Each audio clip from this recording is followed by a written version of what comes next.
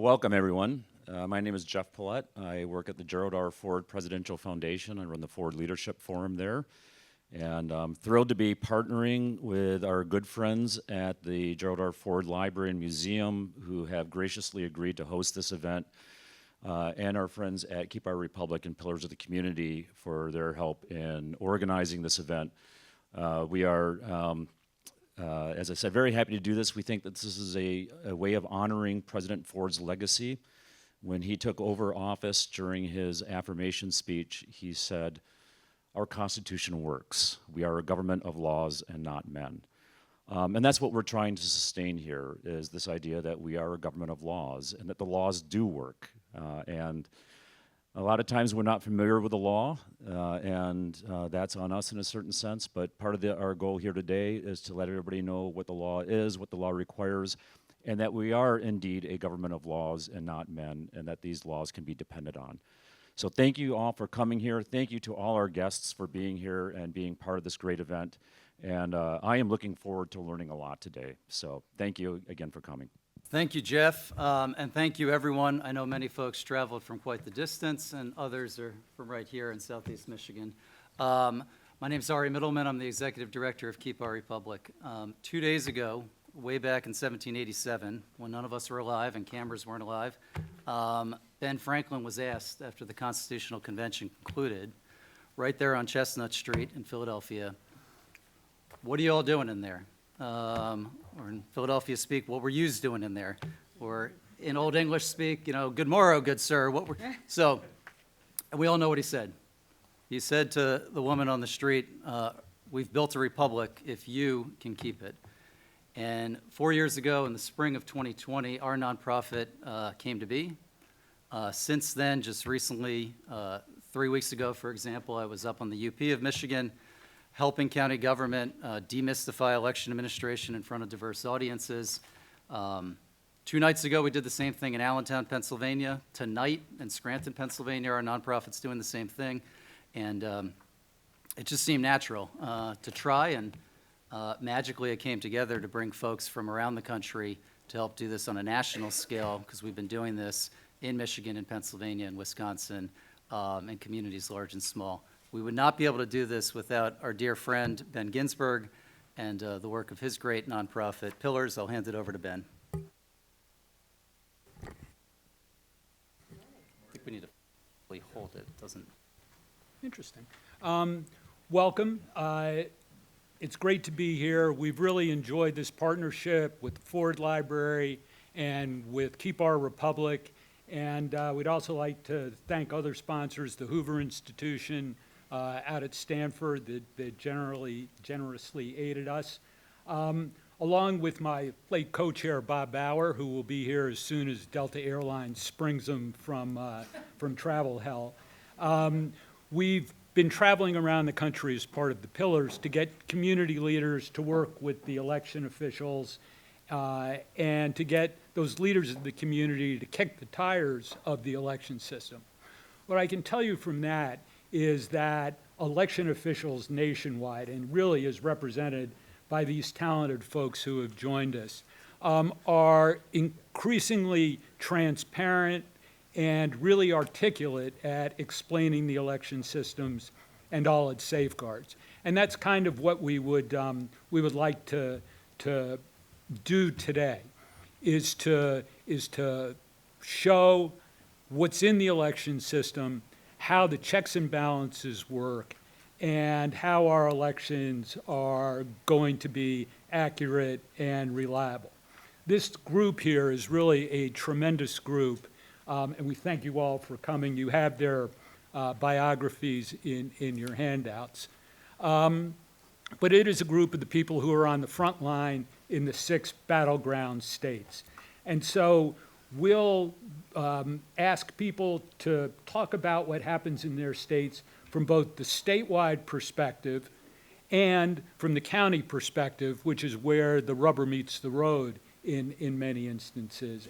And that combination, we hope, will give a real granular knowledge of each state's and the laws. Admittedly, we may be taking a slight detour into the land of election nerdsville, but it is important to recognize the depth of the safeguards and the way the election process works. We'd like to ask some general questions, get the election officials to respond. We've asked a election official to sort of tee up each subject, but we do want to get everyone involved to talk about the differences between states, which are real, but to see that there are safeguards in each state for each part of the process. And that's an important lesson to come. We'll also be having the town hall tonight. We would urge you all to submit questions that you would like these folks to answer tonight. It can certainly be a little bit of a stump the chump situation. Again, the transparency part of what the election officials do is designed to answer the doubts that people have about the election system. And that's certainly important and certainly something we want to get to tonight. We'll break this program into three parts: pre-election, what actually happens in the voting process, and then what happens post-election with certification and recounts and contests. The last 15 minutes of each session will be reserved for any questions from all the reporters here, so that you do get lots of opportunity to ask what's on your mind and what you're hearing. So with that, let's dive into it. Jocelyn, I wonder if you could start off with this. Jocelyn Benson, Secretary of State from Michigan, our gracious home state host. There are safeguards for voter registration so that only eligible voters get to vote. Could you describe those a bit, of how you do it in Michigan and generally what you've seen nationwide? Well, first, welcome all of you here today. Great to be able to host this important gathering in partnership with Keep Our Republic. We know that the professional bipartisan group assembled here today are truly on the front lines, and we have different views and perspectives on policies and political positions. But when it comes to administering our elections and ensuring the integrity of the process is one that everyone can have confidence in, you'll see among every one of us it's unanimous that it's our top priority. And we know, especially in this moment, doing that, achieving that priority means both protecting the infrastructure of the process and also educating citizens so that they can have rightly placed faith and confidence in our processes, and inviting them to be election workers if they have further questions or want that experience as well, to see how many secure layers we have. Starting with the voter registration process. In Michigan, as in many other states, you can register to vote online with identifying numbers such as a driver's license or a state ID. The vast majority of our residents are registered automatically when they come to the Secretary of State branch offices. Michigan is one of two states that manages both the driver and DMV side of things as well as the election side of things. So for our office, I have 130 branches all across our state, as well as 7 mobile branches. Whenever anyone gets their driver's license or a state ID, they have to or they have the opportunity, if they are eligible, to be registered to vote at that time or update their voter registration at that time. And notably, that second piece is particularly helpful because automatic voter registration enables us to, every year or every time someone is renewing their plate or their license, check their address and make sure they're still registered at the correct address. And that's been one of the unexpected but very important elements of increasing the accuracy of our voter registration rolls, that the policy of automatic voter registration has helped. The second thing that it does, however, is require everyone who is essentially registered to be able to show some documentation prior to being registered. And that's important because we know there's a lot of conversation about how we can ensure only U.S. citizens are participating or voting in our elections. And it really starts for us with the avenue through which many people are getting registered, and that's when they get their license or their ID. Pretty much everyone else who's getting registered already has one of those things. In order to get a license or a state ID, you have to show some sort of documentation. It can include a green card. It can also include a passport. It can also include a social security number. But in presenting that documentation, individuals who are presenting that to our branch office employees essentially, implicitly, are showing whether or not they're citizens. And if they, for example, present a green card or some other document that shows they're not a citizen, they're marked in our state voter registration database, or a state driver's database, as not being a citizen. That then enables us to block any sort of registration effort and ensure that we're not inadvertently registering individuals who've shown themselves to be non-citizens. So that's one of the things we do to ensure those registering are eligible. We also have several audits throughout the year and work with our local clerks to continually check and verify individuals' eligibility. I'm proud that Michigan is ranked 5th in the nation by the Election Assistance Commission for everything we do to improve and ensure consistently the accuracy of our voter rolls. But it is a very serious process, and it's one that is very, I don't know if nerdy is the right word, very granular in detail. And because of that, it does provide an opportunity for misinformation to take hold, because there are so many details that are possibly difficult for the public to know in totality. It becomes very easy to blur the safeguards that are in place and create a sense of concern that citizens or anyone who isn't eligible is somehow on the voter registration rolls. All that said, I think you'll find among my colleagues, we all do and take that role very seriously of ensuring the accuracy of our voter rolls, and look forward to hearing what Brad and others have to say about their work. You also raised the question of non-citizen voting, which I know is an issue that's very much out there in the discussion, and which each of your states have specific provisions. Al Schmidt from the Commonwealth of Pennsylvania, I know you've taken a particular look in the past at non-citizen voting. I just sort of like to go around and get everyone's ideas on how you protect against non-citizens voting. Certainly. Thank you, Ben. Both before I was Secretary of the Commonwealth, I was an election commissioner in Philadelphia, a Republican election commissioner in Philadelphia, deeply concerned about election integrity, as everyone is around this table, regardless of party, one way or the other. But growing up in Western Pennsylvania, the only bigotry my parents raised me with is that Philadelphia is a terrible place, and bad things happen in Philadelphia, right? So when I came into office, undertook a whole series of different research projects to try to determine whether it was true that you had dead people on the rolls voting, or that you had double voters, or that you had non-citizens. So I worked for years researching the non-citizen issue and found that it occurred very, very, very infrequently. There were very few non-citizens registered to vote in Philadelphia County, and later we were able to determine Pennsylvania. But I had found a small number of them, did a lot of research into how it had been occurring, and it had been occurring through Pennsylvania's motor voter process, where non-citizens, even though while they're getting their driver's license, we're encountering the screen asking, are you a citizen of the United States? Would you like to register to vote? So worked with the Department of State in 2017 in particular to get Pennsylvania Department of State and our motor voter system, our PennDOT DMV system, to non-citizens no longer encounter that screen at all. So that closed the door through which this was occurring whenever it very rarely did occur. And also to do a series of mailings to anyone who had gone through that process and had been registered to swear and affirm that they are citizens, or to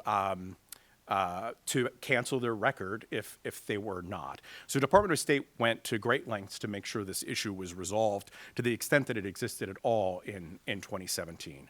It's been interesting to see how popular it's become and how it's trying to dovetail together different concerns about the border and immigration with election integrity concerns and all the rest. But despite its resurgence as an issue in Pennsylvania was extremely rare, and to the extent that it existed at all was resolved by the Pennsylvania Department of State.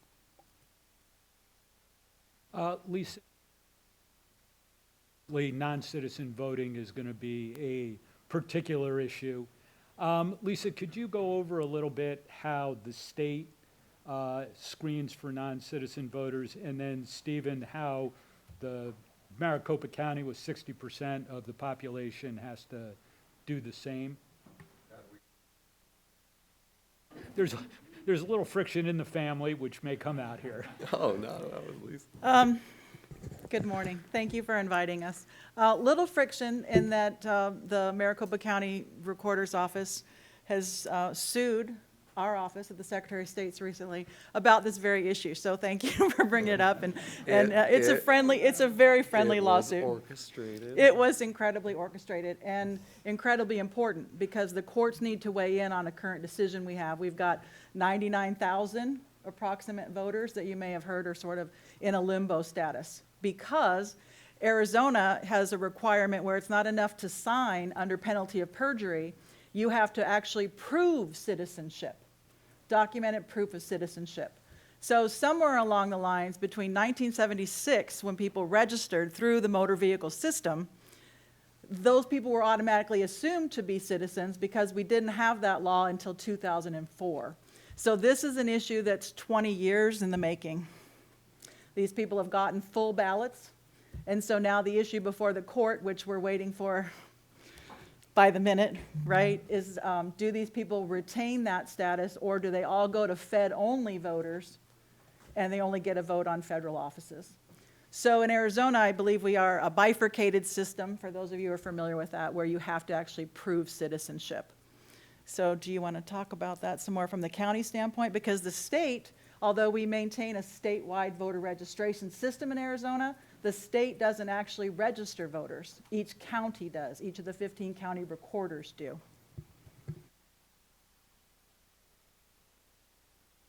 So in 1996, Arizona began requiring documented proof of citizenship in order to get a driver's license. In 2004, the voters passed Prop 200 in Arizona, which said that you have to provide documented proof of citizenship in order to vote in Arizona. It is insufficient to just say under penalty of law, it's a Class 6 felony in Arizona, that you're a United States citizen. Well, this was litigated for a long time, and the United States Supreme Court said that this conflicts with federal law because under the National Voting Rights Act, it is sufficient to say that you are a citizen under penalty of law, that you are a United States citizen. So that's proof enough. And so we have this bifurcated ballot, as Lisa mentioned, where it is possible that you provide proof of citizenship for the purposes of the federal government, but not for the purposes of the state government, so that you can only vote in the federal contest. Now, when somebody registers to vote, we have to make sure that person has documented proof of citizenship. For the vast majority of people, that's already on file with the Motor Vehicle Division because, as mentioned, after 1996, people had to put proof of citizenship on file.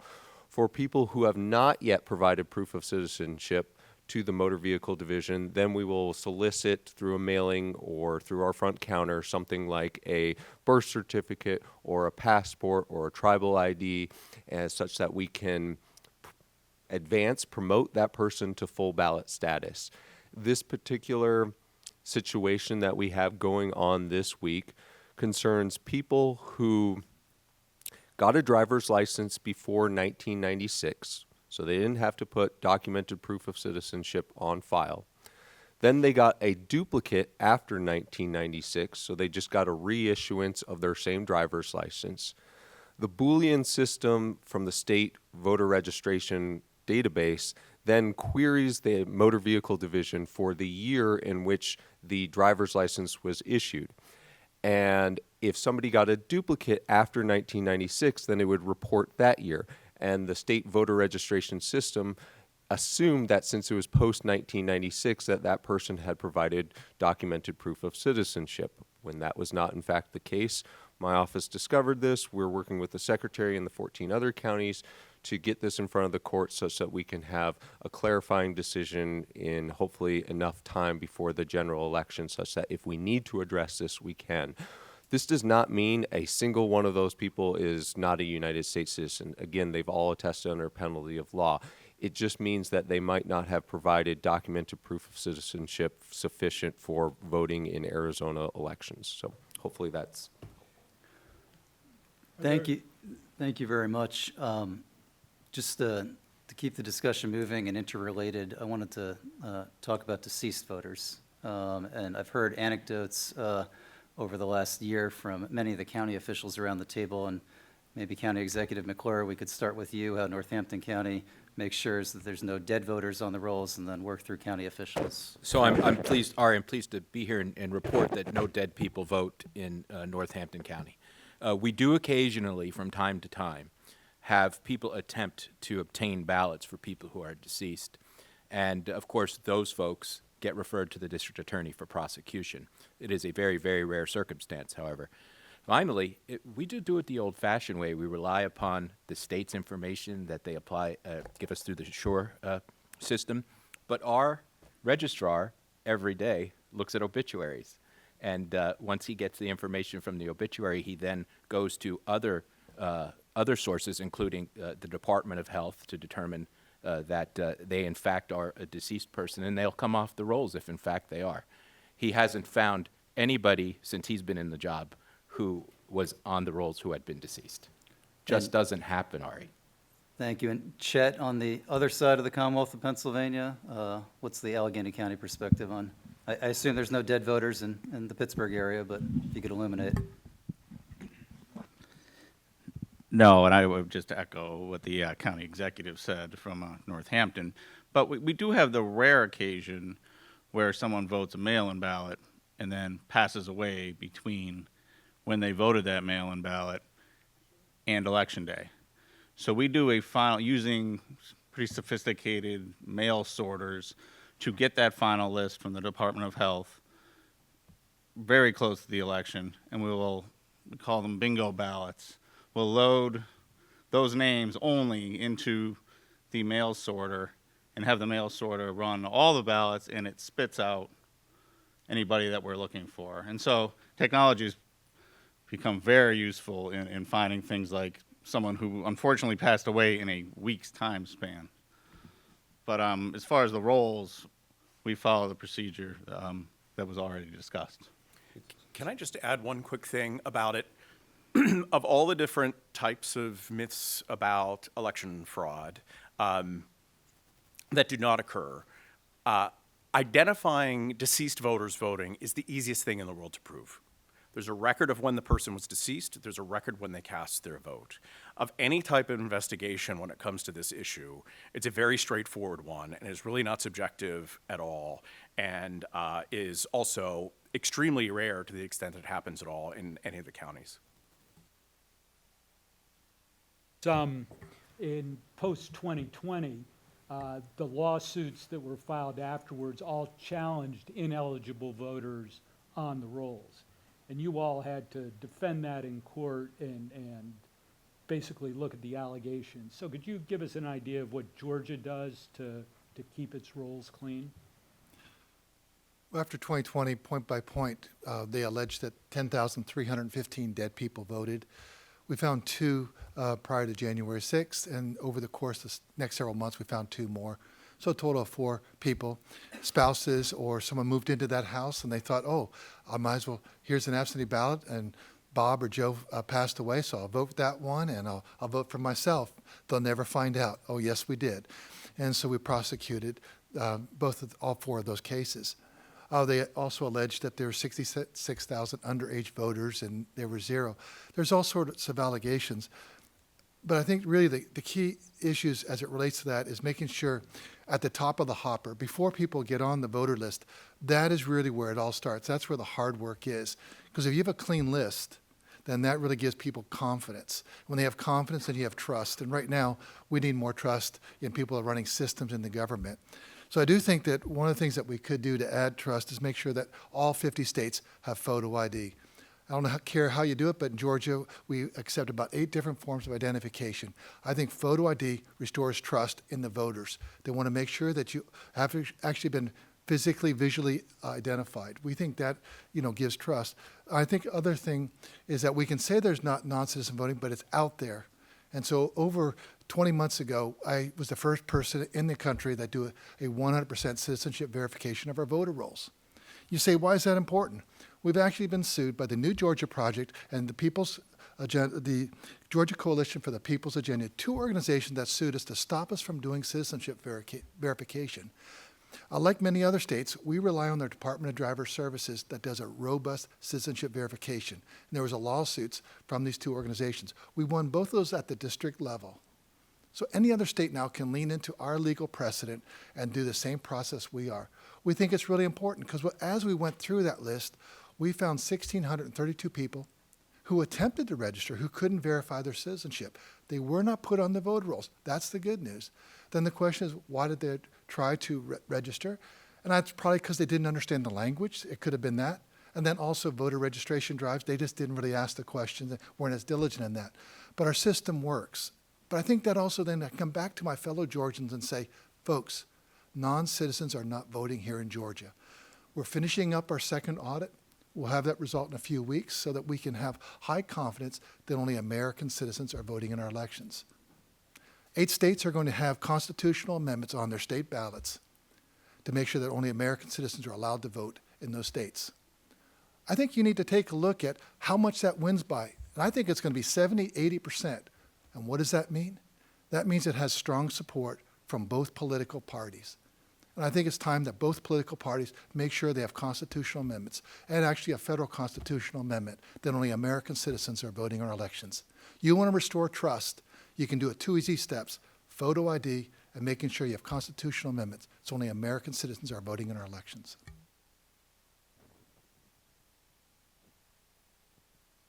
And Secretary, those are great points. I appreciate it.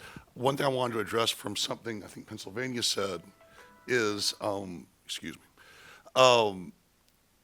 it sounds like if someone passes away before Election Day in your state, that you remove that ballot from the stack to be counted. We're not the same way. If someone passes away in Georgia after they cast their ballot through the mail, we honor that request, and honor that last wish, and count that ballot. I'm so sorry. And I think it's important to note that some states will pull those out. Others, you will see folks who passed away before Election Day who cast ballots legally, and that's okay in those states, and it's just honoring that person's one of their last acts. Let's talk a little bit more about routine list maintenance that many of you do. Megan and Kim, maybe you could give us an idea of how Wisconsin does this from both the state and the local level. Well, thank you. You know, there's many remarkable things about a gathering like this, but one of the things that, strike me is how similar all of our processes are in terms of the ways we identify whether or not somebody's eligible to vote. All of us, of course, have nuances in our law, but, there's a lot of similarities there in terms of what we do in Wisconsin as well. So in the state of Wisconsin, on a daily basis, we're receiving information from other government entities. So be it the Wisconsin Division of Motor Vehicles, be it the Vital Records Office, the Department of Corrections, they're sending us records, letting us know if somebody is no longer eligible to vote.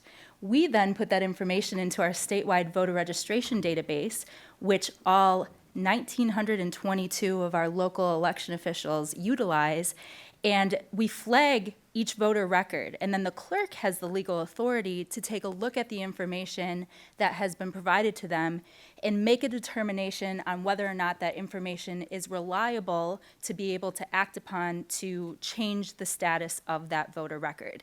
And so that's something that's happening every single day, every single hour, not just as we lead up to an election, but year-round, that's something that's happening. And so it's really a work in progress in terms of, how our poll books are created and that list of eligible voters.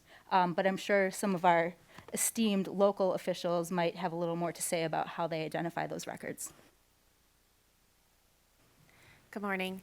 I guess I could reiterate a lot of the things that have already been said, but one of the things that I think would be useful to this conversation is also reminding everyone that, especially in Wisconsin, our elections are run at that local level. So these are your neighbors, these are people in your community. And if you want to know who knows who's in your community who has passed, it's your local election officials. You know, that's one of the things. So when you talk about, we use definitely the information from Social Security or what the state is giving us, local obituaries too. But we also just have our neighbors that are looking. So on election day, when we're a little bit slower, they're looking through the poll list. Do we know, has somebody moved that we're aware of? Has somebody passed? Things like that. So that review is really happening by the people that live in your community also. So while we have those automated systems and we have the information coming from federal, state, local, you also have those the boots on the ground, you know, the people that are doing the work that are also able to assist in that process. And I think that's a big part of it. Which Lisa? Yeah, there's too many Lisas here. So, It's a requirement to be an election official. yeah. So, again, we do what Megan and Kim said is we're reviewing those daily. My municipalities will do that, but I also go in and help them get that work done. I'm looking in vital records, the notifications. I'm looking at those obituaries. For example, in the last election we had in August, I had a poll worker write a note on their inspector statement, this person passed away in 2022. I went and looked it up. They did, but the person on the poll book was a different person with the same name. So we're always still verifying that it is actually the right person we are deactivating in our systems. We're doing that check and balance to make sure our rolls are clean. And one final piece is, you know, of course, the goal is to identify people that aren't eligible before Election Day and make sure that they never make it onto the poll book of voters who can receive an absentee or in-person ballot. But there are also checks at the polls on Election Day. We have same-day, Election Day voter registration in Wisconsin, and so at the polls on Election Day, not only do our election officials have the poll book, the list of registered eligible voters, but they also have an ineligible list. And so when somebody new registers at the polls on Election Day, the local election official is able to check that new registration against the ineligible list. And that's designed to be able to capture any changes that have been made to somebody's eligibility status right up until the point of Election Day when they're registering to vote. And then, of course, after Election Day, you know, while we never want someone to slip through the cracks, there are also audits on all of those records and participation after the election. So after the election, we work with departments like Department of Corrections to make sure that nobody that has been convicted of a felony did indeed vote or is otherwise disqualified. And if we do find that that has happened, then we do pursue prosecution. And we also have to submit a list to our legislature and post it publicly after each election about the number of illegal, you know, cases that were identified. And so it's always a very, very small amount, but it is something that happens after the election as well to make sure that, you know, everything was caught as part of our process, but if it wasn't, that it's pursued to the full extent of the law. Same-day registration? We do. So Michigan and Wisconsin are two. 4 of the battleground states don't. It's part of the real differences among the way systems are done in the country, but nonetheless, the common checks and balances prevail. Actually, Ben, North Carolina does. We have it during early voting.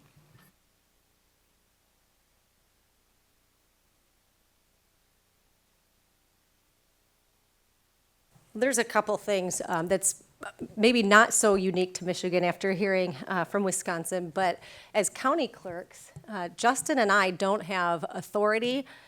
We don't have authority to, or the responsibility to keep the lists, the voter rolls updated and clean, but we play a major role in partnering to make sure that happens. It's the Secretary of State's ultimate duty and our local clerks who have ownership of our voter list. So anybody who registers to vote, they can register to vote with us, but we simply send that down the line to our local clerks. But a couple things that I wanted to point out was I have never, this will be my 27th election, I've never experienced a non-citizen having cast a ballot.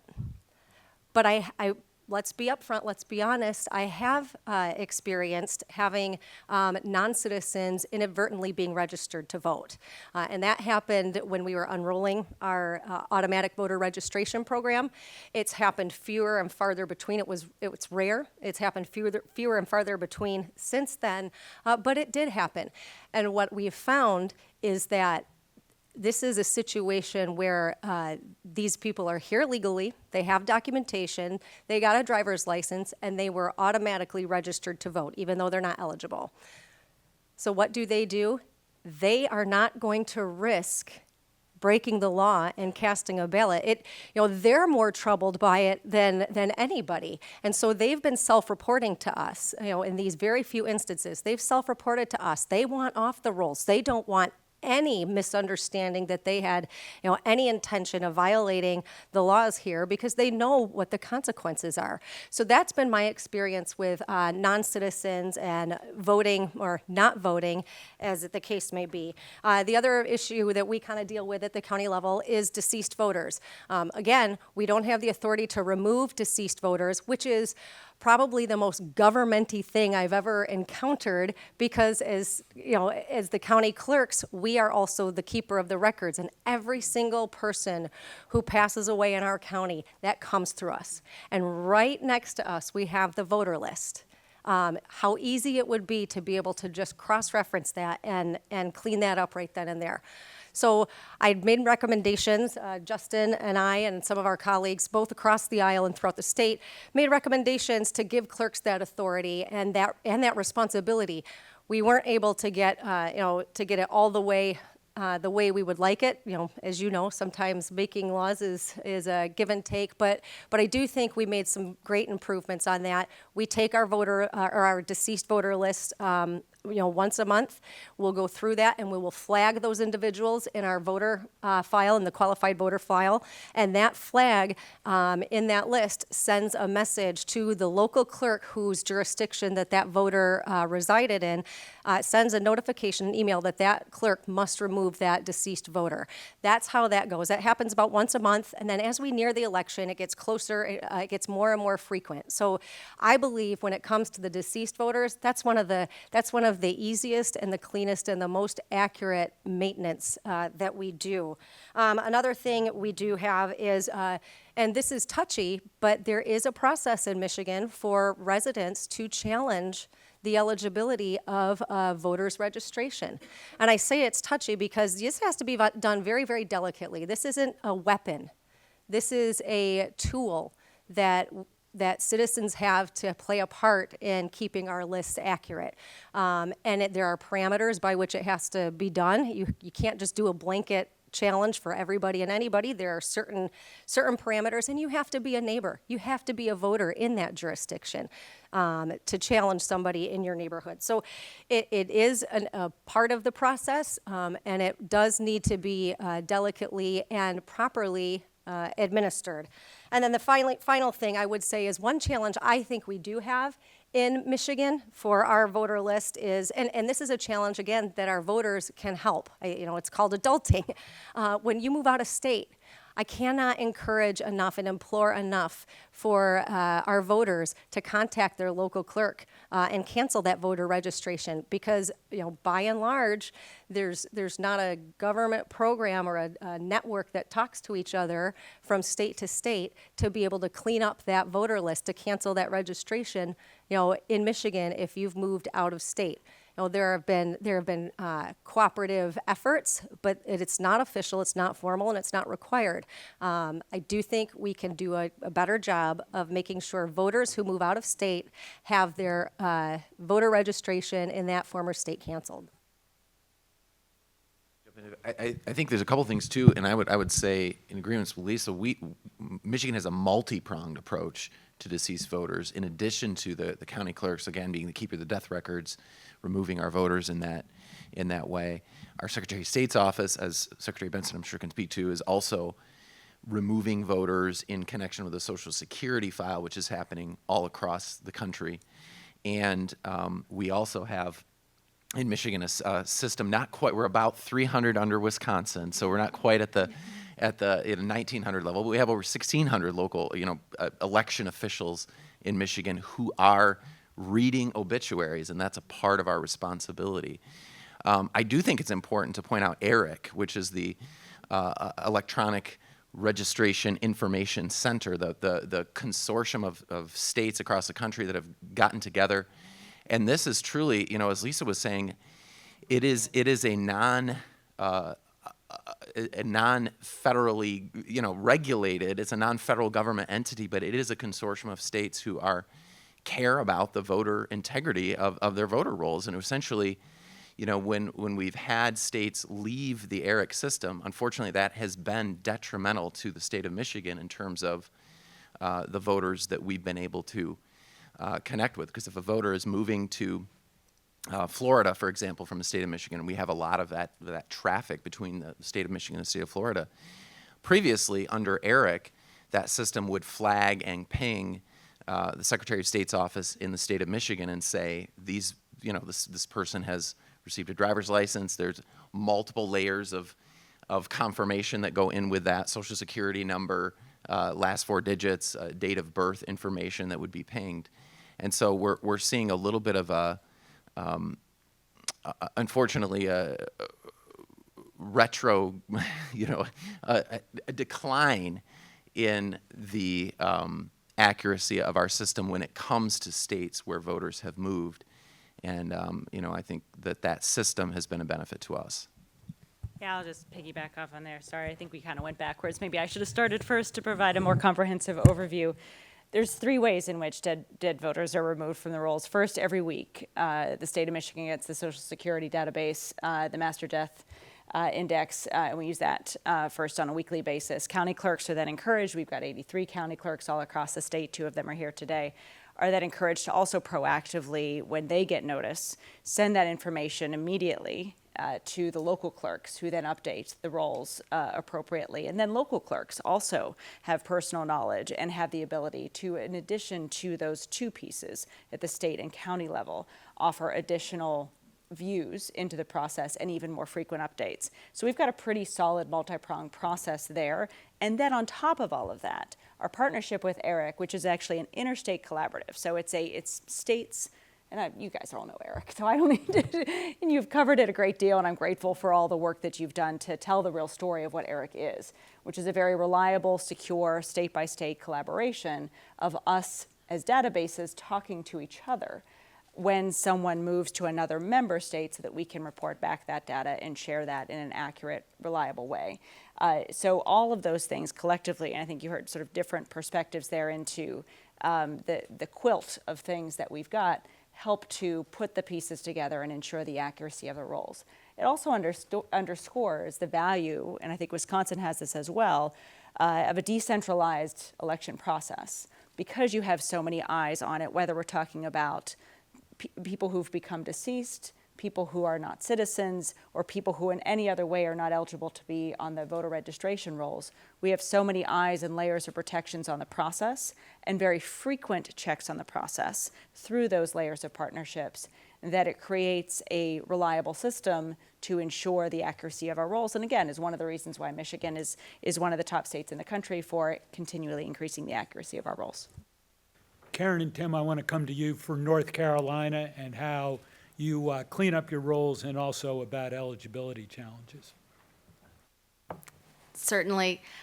I think Tim and I could probably almost sound like broken records, but I think that's a real testament to how elections function in our country. While we may have differences, we have a lot of similarities, and those similarities extend to North Carolina.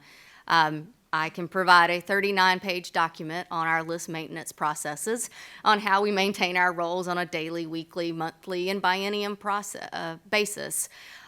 Be that updating because of a voter has passed away, be it because they've been convicted of a felony, moved to another county, moved to another state, or some other eligibility requirement's been lacking. Those are all part of our processes. Some things specific to North Carolina that might differ slightly. We are a state that if a person has cast their ballot and unfortunately dies before Election Day, that can be removed from our processes. If they cast their ballot on Election Day, it's still counted, but if they cast it early through by mail or early voting, then there is a process where they can be removed. And anecdotally, we actually had a county elections director who did process a challenge to remove her mother's ballot in 2020 when her mother lost her battle with cancer. And so, it's something that we take very seriously. In terms of how we update our death records, we are not allowed to remove someone because of an obituary. It has to be noticed through the North Carolina Vital Records Department or through notice by a near relative for us to remove them. That has to be an official record, and we do not deem an obituary to be official record because obituaries do not contain personal identifying information to confirm that that is the voter who should be removed, for example. We do remove individuals who are convicted of a felony, and we have communications with the U.S. Attorney's Office as well as our Adult Corrections Division in state government. We do duplicate checks. We do look for other matches and ways to update our records because of incorrect data, numbers that were put into alpha fields and things of that nature. And so by having a statewide voter registration database, the state board provides that software and that functionality, but the counties are the direct users of that information, and they do the input and the registration. And our job is to try to facilitate the exchange of information across the state and between counties, and the data that we receive through the Department of Public Safety, through Health and Human Services, through the Department of Motor Vehicles, and ways that we do verify. One unique thing that hasn't come up that we do have in North Carolina with regards to non-citizens, we certainly have, as everyone, the requirement that they attest that they are a citizen when they're registering to vote. And most voters in North Carolina do register with the Department of Motor Vehicles, and I'd venture to say very similar in the other states. So if they are a non-citizen seeking a driver's license, then they will not be offered, very similar to what Secretary Schmidt mentioned, they will not be offered the opportunity to register to vote if they're a non-citizen seeking those services. And so there's a series of things that we go through with non-citizens, but one thing that was implemented in our state is effective July 1, if an individual has indicated that they are unable to fulfill their jury duty requirement because they are a non-citizen, then we are in partnership with the clerk of courts to be notified of that. When that went into effect July 1, the ability for the clerk of courts to give us that information was within the 90-day federal deadline of removal. So we were still provided that information. 9 individuals were identified across our state, the ninth most populous state in the union, and we had 9 individuals identified. And they may still actually be citizens. They may have become naturalized or something of that nature. So we have contacted those individuals, and they can choose to cancel their registration if they would like. Following the election, we will go through a more typical process of identification and removal once we're out of the election in that time period. Tim, is there anything you would want to add to how you actually do this work on the ground? Well, I have been in your shoes, but it's been a while. The only thing I'd like to add is, as Chuck had alluded to earlier this morning, we are a nation of laws, and the laws in the state of North Carolina do dictate our rigorous list maintenance process and schedule. So Karen mentioned, the daily, weekly, and monthly routine checks that we do, not only within each county, but with each other. So we are in constant communication with the other counties in the state to ensure that our voter rolls are kept up to date. Justin mentioned earlier about the lack of there being a comprehensive database nationwide, which does make it challenging for us to do that type of work. But I will say states are in communication with each other, and counties are talking to each other to ensure that there aren't any duplicate records, and that we are doing the very best we can to ensure our voter rolls are up to date. Thank you. You know, I'm hearing so many things around this table that are similar between all the states. And one of the ones I wanted to highlight is the idea of partnerships. You know, in Georgia, the Secretary of State's office has a partnership with our Department of Driver Services to facilitate automatic voter registration. Folks can opt out, but the vast majority of folks do register in Georgia as well when they get their driver's license. The state has partnerships with other state agencies. Secretary of State's office does, Department of Vital Records, Department of Corrections, and that information is being constantly passed down to the counties through our system so that the information comes from a knowledgeable source, a state agency, but the decisions about the county list are being made by county employees, by members of that community who do have personal knowledge. We can act on, say, obituaries in Georgia, but we also send out notices to the family, to the address whenever somebody's removed. So if there's a mistake, there's a safety net. We can always have them cast provisional ballot, correct our mistake, and make sure that their voice is heard. So I just think those partnerships are just so important, and that the decisions being made about our voters being made by the people in their community who are serving that community. Secretary, are there any other partnerships you want to talk about? When Joseph mentioned about Department of Driver Services, that's really important. It's not because we're connected to Georgia's Department of Driver Services. We're actually now connected to every other state in the union through the Department of Driver Services. So DDS, our Department of Driver Services, they get information whenever you leave Georgia and get a driver's license in any other state. It could be Montana, it could be Michigan, it could be New Mexico. It doesn't really matter. They get notification of that, who then tell us. It doesn't mean we can take you out the voter rolls, but it now gives us a chance to send you a letter. Dear sir, madam, we noticed you got a driver's license here in New Hampshire. Have you moved there?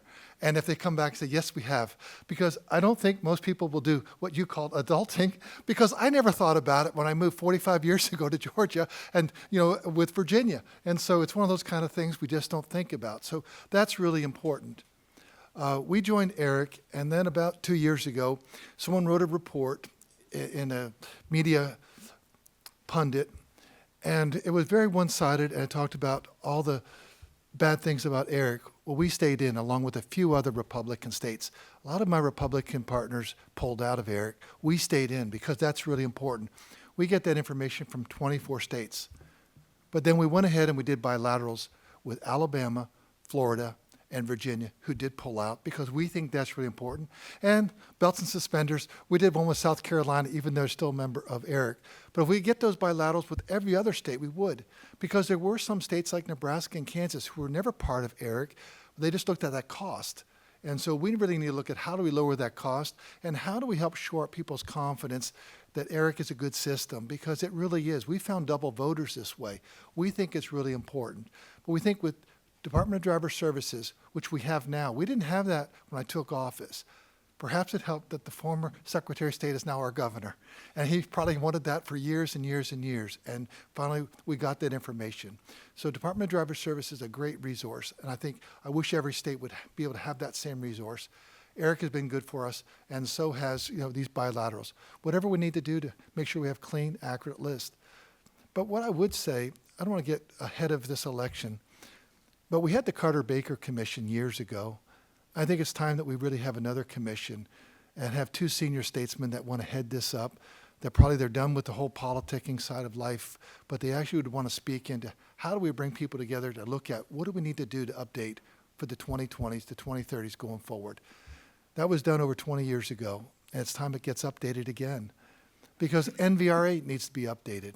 Because 90 days before an election, we cannot do systematic list maintenance. But the fact is, Pew did a study that said 11% of all Americans move every year. The U.S. Census Bureau in 2020 said 13%. Well, we have 7 million people that are registered in Georgia. That's 800,000 people that could move in a year. It doesn't mean they moved out of the state.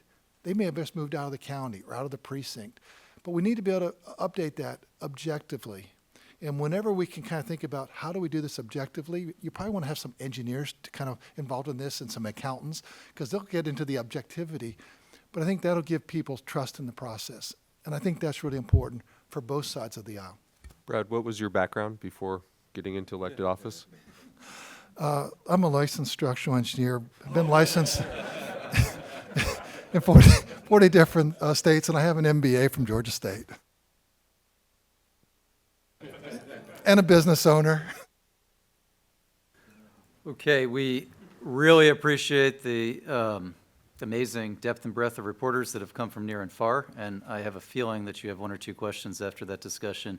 Our colleague Steve has a microphone. If you could not only identify yourself, but your outlet, and we'll try to get as many as possible. And then at 1 p.m., we do have lunch from a great Ann Arbor institution, Zingerman's.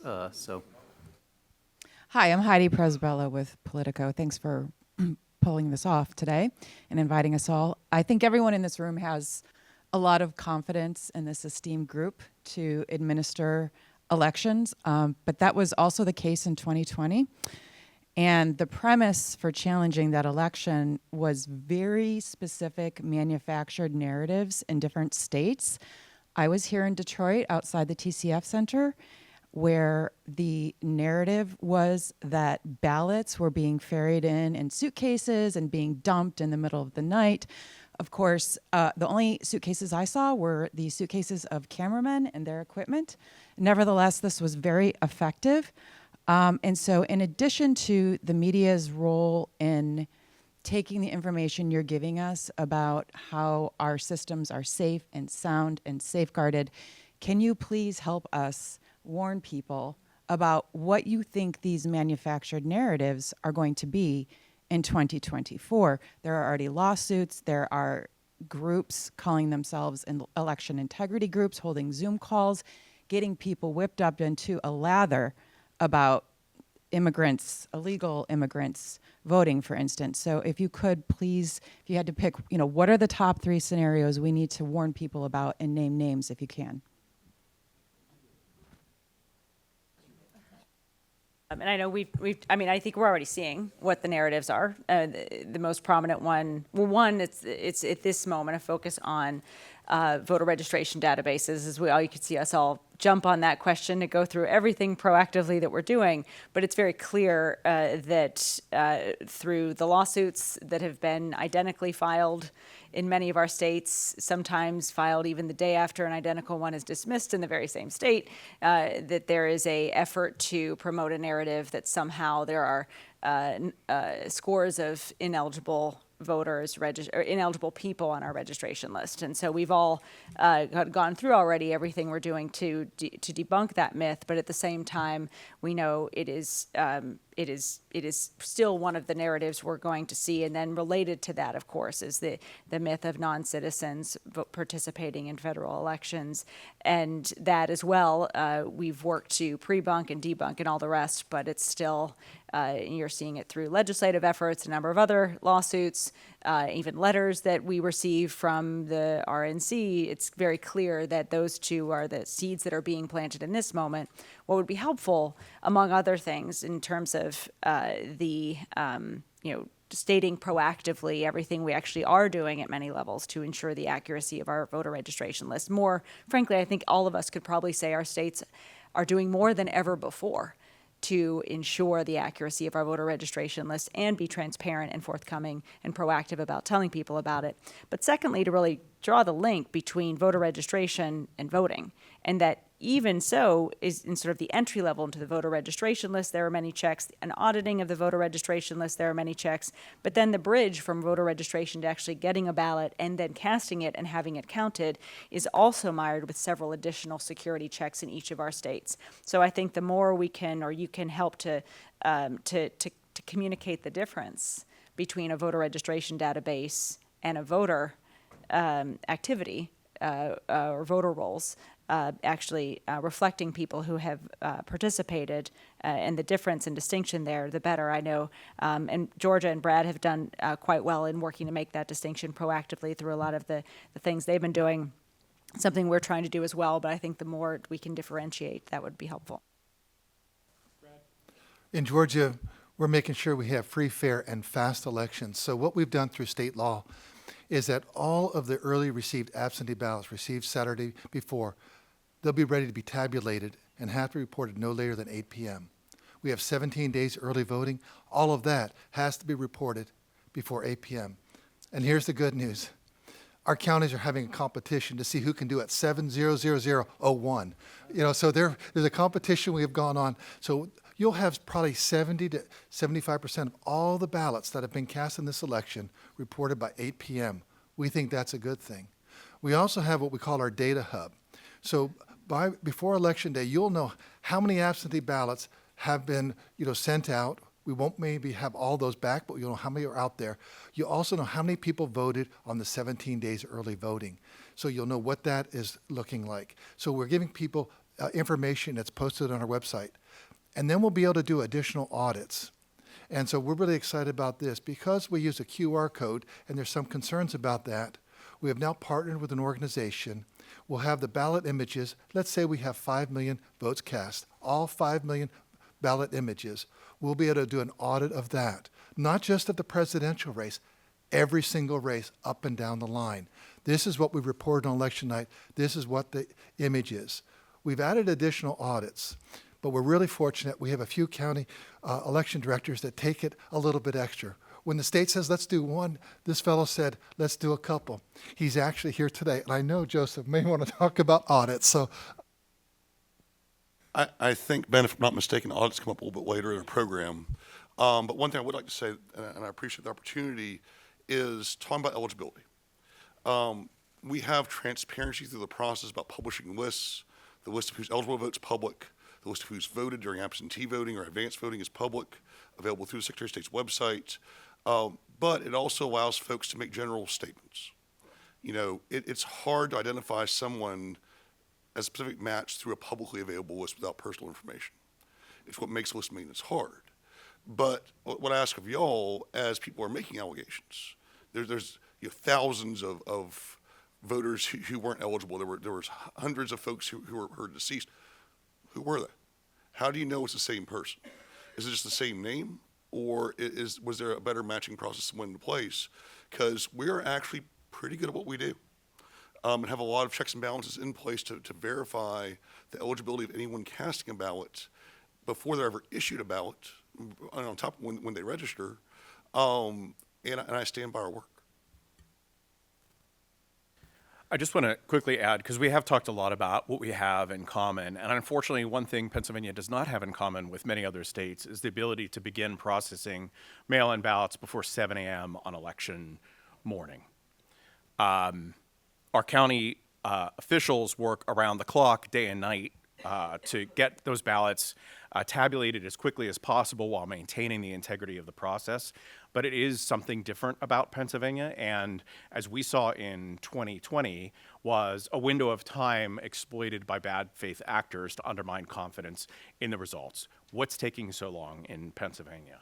So when we hear on election night about delays in voting in Pennsylvania, they're not delays in voting in Pennsylvania at all, or counting in Pennsylvania. Counting millions of votes takes time, especially when you want to do it and maintain the integrity of the process, as our counties do. But that window of time is where most of the nonsense came up and ugliness that came our way. Allegations of truckload of ballots heading to Philadelphia. I still encounter people, including some elected officials, who insist that there was a truckload of ballots that came to the Philadelphia Convention Center to be counted. Former Mayor Giuliani, one of the reasons why he was just disbarred is because of repeating a known lie that never occurred. So they don't have to have any basis in fact, it seems, for them to gain traction and staying power. And it's been one of the most astonishing and frustrating things is 4 years on how many of those lies with no basis in fact continue to persist. Yeah, we feel you, Pennsylvania, because it's the same thing. We cannot start processing our absentees until the polls open on Election Day. And, in Wisconsin, it's actually all ballots have to be received by 8 p.m. in order to be counted. There are no late return ballots. But I think that, back to the original question, it's always so hard for the facts to compete with sensational claims, right? I think it really sticks with people when they hear in Milwaukee there was a big dump of ballots in the middle of the night. People think, oh my gosh, that sounds shocking. The fact is a lot more complicated, right? The fact is all the absentees in Milwaukee are counted centrally and they're not added into the polling place totals until all the absentees have been counted. And it's always going to be a challenge, I think, for us for the facts about elections to compete with the claims about elections, because the facts about elections are a lot less interesting and are a lot less sensational. One thing that's been proven to be very effective is pre-bunking, and that's why I'm asking you all for a little bit of help with that for all of us to be able to pre-bunk some of these things as you see them bubbling up. So thank you. I think we are pre-bunking. I mean, North Carolina's had a voter confidence campaign in place since 2019. Our hashtag is Your Vote Counts NC, but we aren't the sound bites. It's a complex process, and we're asking you to report on a complex process. And it's the complexity that gives it its accuracy, it gives it its security, it gives it its certainty. But it is complicated when we have different provisions in North Carolina from Wisconsin, from Pennsylvania, from Michigan, from Georgia, and all the others who aren't sitting at this table right now. And then when they change, and how do we get the public who has 1,000 outlets of information now to understand what those changes are. In 2020, North Carolina was able to process absentee ballots in advance and upload those at 7:30 p.m. That's still the case, and that's been in place for a long time. But we also could upload our early voting in-person ballots in 2020. So at 7:30 p.m. when our polls closed, about 80% of our votes were being reported. That won't be the case this year. The legislature changed to where we can't upload our early voting results. They get closed when the Election Day polls close. So while Tim and others are going to be processing the precinct ballots as they're coming back in, they've been tabulated at the polling places, but now they have to be aggregated and uploaded to the results system. They're going to be closing out all those early voting sites. Our most popular method of voting in North Carolina will not close until 7:30 p.m. on election night, and that's 60 to 65% of the votes counted in North Carolina in most counties. So it's going to be a late night. It's going to raise questions of what is Karen Brinson Bell doing with the ballots? That's what was on a poster in a protest outside of our election office in 2020, and I'll get asked that again.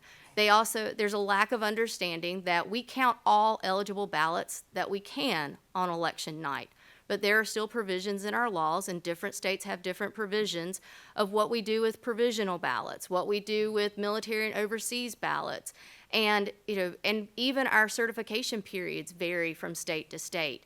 But it's dotting the I and crossing the T and documenting all of this. It's the preparations that we have in place. It's the chain of custody. I don't know if y'all want me to go into chain of custody at this point, but we'll go into that later. So, I mean, I'll stop because there's others who can speak to this. But, we are, but, we're boring bureaucrats. We're election professionals.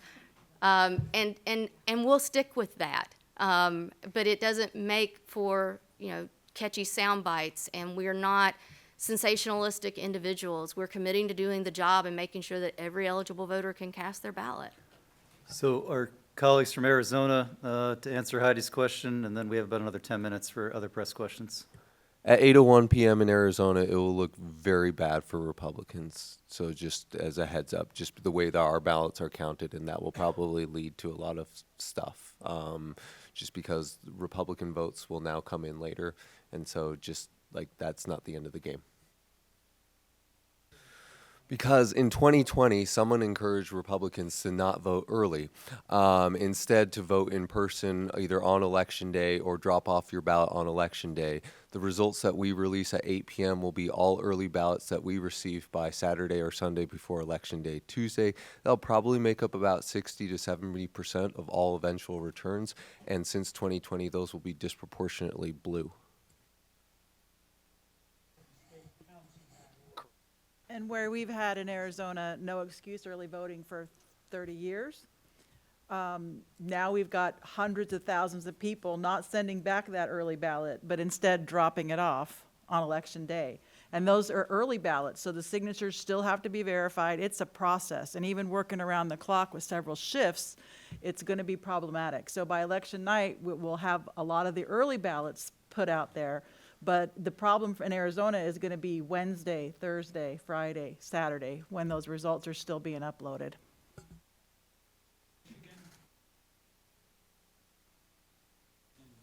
Trying to debunk, as Heidi asked. Yeah, I'll say two things, Heidi. One, first, just a pin on the non-citizens piece. I know we've been talking about it a great deal, but one of the things I've not seen nuanced in a lot of the coverage are two things. Oftentimes when you hear lists and declarations, or we found a non-citizen registered, oftentimes it's someone who is naturalized and was a non-citizen at one point and then has become naturalized and actually is eligible. And I know, again, Georgia and in Michigan and a few other states, we've been very intentional about making that distinction. And oftentimes when things are reported to us as being a non-citizen, we look into it and it's someone who's since been naturalized. The second is a little bit more challenging, but it is when people, it's not that they're not a citizen, it's that there's not verification. That's, of course, what Arizona is dealing with. But that's just another distinction to make, that it's not that they've been discovered as a non-citizen who's registered. It's simply that there's no verification either way.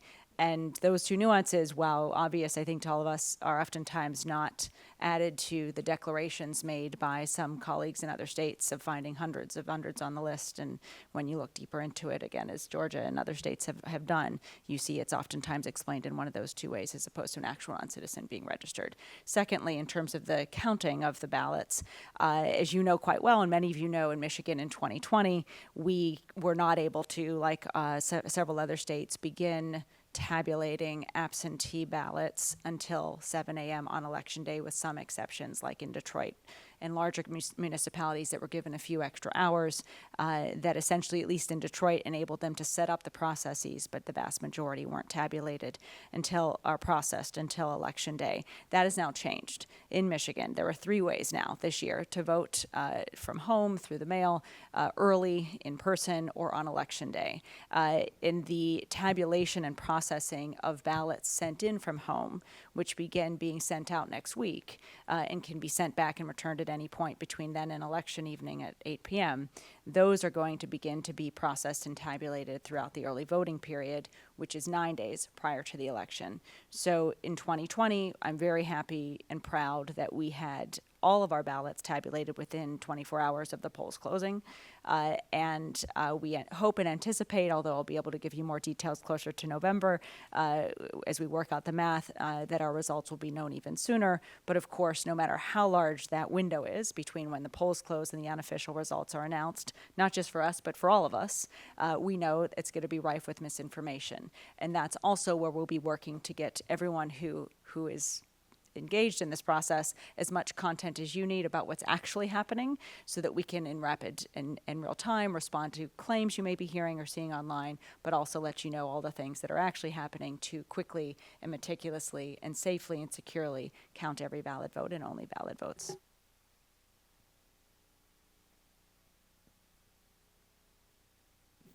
I'm not going to repeat all the things that we all have in common, but the one thing I would do when it comes to reporting results is just continue to hammer home, and I think our partners in the media can do this as well.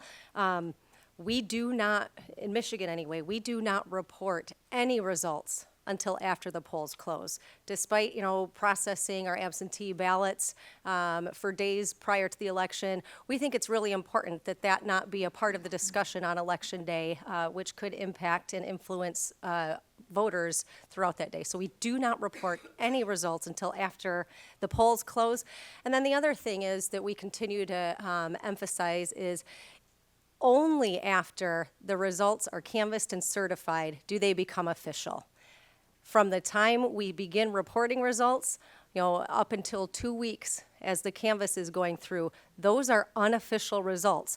And throughout that time, the vote numbers, the tallies can and do change. So again, it's really important to continue to talk about unofficial results, unofficial results, unofficial results. Until they're official, they're not. If I may, I just wanted to kind of go back to your original question about, those manufactured narratives. So when I am in my home county and I'm talking to individuals, one of the things that I remind voters is where you get your information matters. And that's really important. So when people say, I saw online, or I heard, or things like that, I want a specific. Grab that URL for me. Tell me who said it, those kind of things. Because then we can really get down to the root story there. And so one of the things that the media has asked during the last day and a half is, how can we partner, right? How can we help that? So where you get your information matters. And so with the media partnering with us to say, if you really want more information on this, this is where you're going to go look for that. You're going to meet your municipal clerk, your county clerk. You're going to look at your state's website for information. And I always tell everyone, headlines matter. I mean, clickbait's a thing, right? So though I've used it in my own county, Oconto County had a 40% only had a 40% voter turnout in April's election. And I asked my party, how does that make you feel? And they're like, ooh, that's not good, right? I said, what if I said we doubled since the last election? We doubled our voter turnout. And they're like, that's awesome. And I said, it's the same number. I said, it's just how I said it.